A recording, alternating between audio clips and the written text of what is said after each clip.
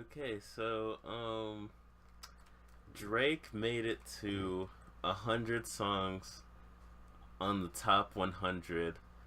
Um, and excluding the Glee cast doing covers, if we look at the top 100, or people with the most hits on the top 100, we have Lil Wayne at 127, Elvis Presley at 108, Drake at 100, James Brown at 91, Jay Z at 83, Ray Charles at 75, Chris Brown at 73, Aretha Franklin at 73, and the Beatles at 71. So when you look at this list of names, do you think that Drake is gonna hold the same level of esteem as someone like a Ray Charles or an Aretha Franklin or like even a Elvis? Will we remember him in the same way that we remember these artists? Will Drake, Lil Wayne, and Chris Brown be at that level in people's mind and even on a respect level too? This is one I'm going to bounce back to you back and forth because we did talk about this. I'm a little tired, so I don't remember what I said, but it was very poignant right at the time. And I don't think people are going to take Drake or any of these guys as legends. They're going to remember them for different reasons, other than being legends. So I don't think they're going to put them in the same lane as Ray Charles or Aretha Franklin. Um, that's just my initial response to you. So I'm bouncing it back to see what you think. Yeah, it's really hard for me to consider Drake in that same level of artistry, but I don't know if it's just me being a hater or something. You know what I mean? I wanted to make sure that it's not just my bias, but I feel like Drake was game changing and his influence has permeated throughout like popular music, but I feel like there's an element of just like staying power and quality that an artist like Ray Charles and Aretha Franklin have that has just been so great that it's hard to even compare, you know, modern acts to that level of quality and consistency. But maybe I'm just having like the a bias. I don't think it's a.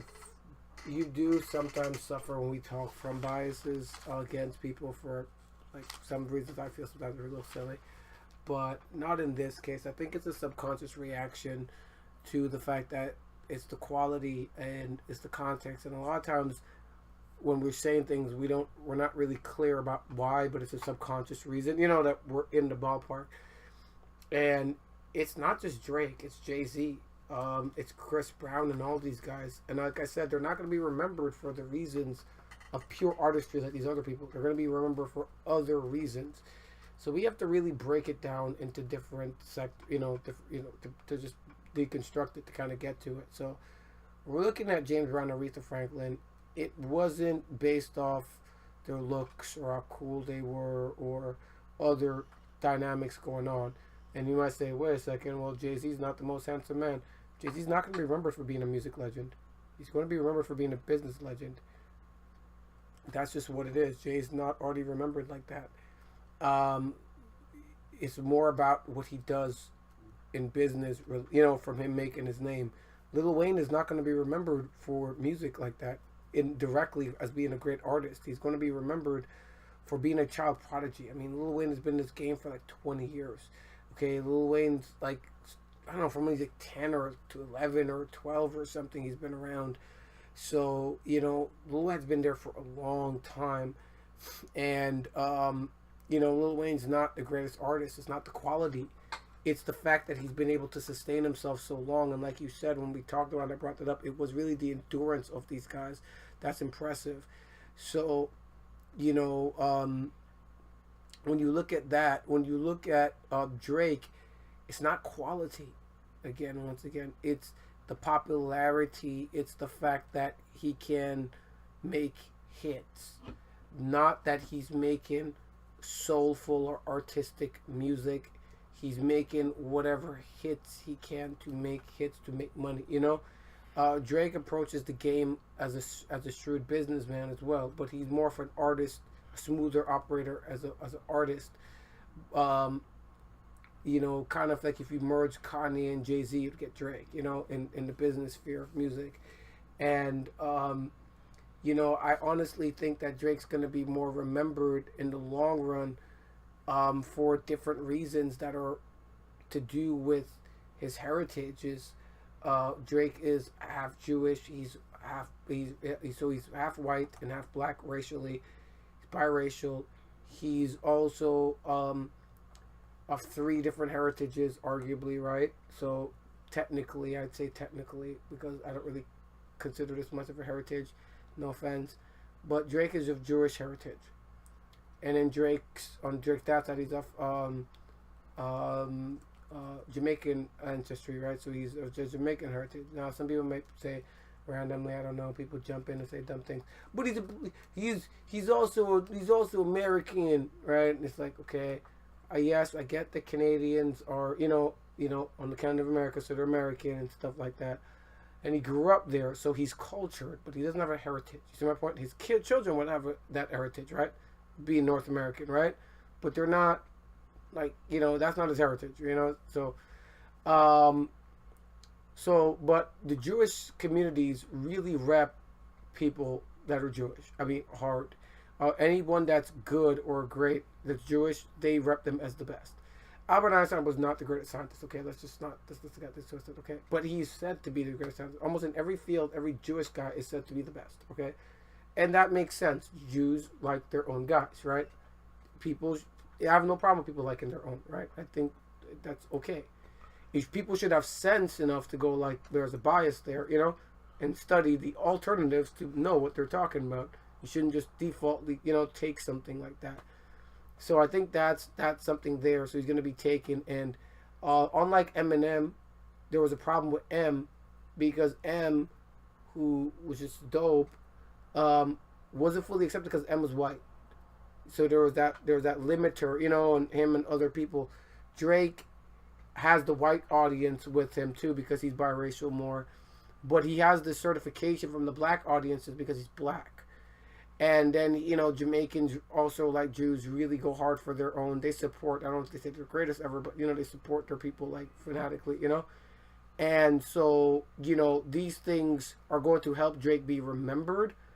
But as you can see, it's like a collage. This is the enigma of Drake. But it's not going to be really for his music. It's going to be that he was a hit maker of his time. People go off your time, not timeless. He's not going to be timeless. He's going to be in his time. And he's going to be remembered for being great by people liking him. People are going to be like, he's great, like Elvis was great. But Elvis wasn't the best. Elvis was just some guy that was copying people. If you look at Drake's music, he just copies people all the time. He does some things musically that are entertaining. He's great, one of the best entertainers. Yeah. But you could argue he's an entertainment legend in that perspective, but not as an MC. He's not an MC, okay? He is not a artist, He's an entertainer. He's a performer, but he's not an artist. I don't really put Drake as that elite artist, So he's a pop artist to me. And, it's not saying that he doesn't have the ability to do it, but one makes you more money than another. And Jay-Z is of a similar ilk. So this is a kind of a really complicated question. And it's that's the reason why I'm saying this. Is and you go, well, people might ask, and we talk about Chris Brown. It's Chris Brown is going to be remembered because he's the guy that was all could have been Michael Jackson. He could have been the next Michael Jackson or eclipse Michael Jackson. And it's just wow, Chris Brown, wow, why did you do that? And we're going to remember Chris Brown for the talent that he had and what he wasted. And you could understand when people are in bad situations and they're being forced and they have really bad decisions, and there's forces acting to push them in a direction. Chris Brown didn't have any forces. He just literally chose these things, right? He just chose to do insane, crazy things all the time. Right now, stalking Karuche and all this gooning and booling. It's kind of silly. So he's harmed his brand so much. You know, when we went through that stage, people were willing to forgive him, and he's gotten multiple chances, but he's harmed his brand, and his harm in his brand is proportionate to the tattoos on him as well. And these are not my biases. These are, if you look at pop culture, they like a certain type of image. You know, they like it a certain type of way, and so it's just like I think he's not going to be remembered for that, and you know, the other people on that list are more remembered for being artists. They're remembered for being great hit makers, and they're considered timeless, but they're also just great, phenomenal music artists. And these guys, unfortunately, are not. And you could argue that Chris Brown is a great artist, but he's not going to be remembered for his art once again. He's going to be remembered in connection with Michael Jackson and being like a failed Michael Jackson. That's what sorry. Okay, so Let me say that. I'll go. So so right now, yeah, so thanks a lot about the Chris Brown, and we're going to go and get into that right now. Right. Yeah. Yeah, so man, like, that with the Chris Brown thing, it's pretty interesting. But that's what I think. One of the things that I was thinking about. Hi, this is RJ Knight from YouAuthorUs.com. Thanks for listening to this segment of Music Talks. If you want to hear the full podcast, please click the link below and follow. Also, there's many more topics you can listen to, so please click on to the site or on our channel and find out. Also, click any links that you see in the videos. They should help direct you to any videos that you might want to hear and see. Thanks a lot. You're welcome. And we're always looking for more comments and how they can help us to make better videos.